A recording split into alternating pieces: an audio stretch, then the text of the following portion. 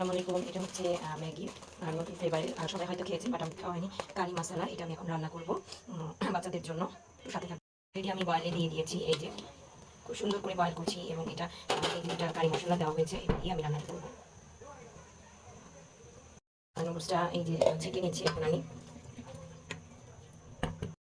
তো কিছু সবজি দিয়ে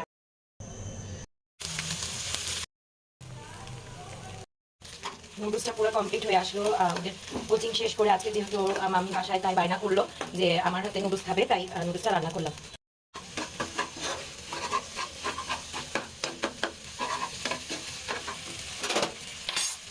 ফাইনালি নুডলসটা রেডি হয়ে গিয়েছে মাইসুরের। আজকে যেহেতু বাসায়, তো ওরা কোচিং শেষ করে আসলো, আর বায়না যে মামির হাতে নুডলস খাবে, তো রেডি করে ফেললাম আমি নুডলসটা।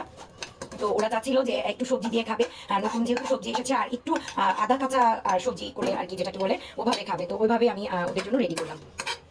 তো ভিডিওটা কেমন হয়েছে অবশ্যই আমাকে জানাবেন।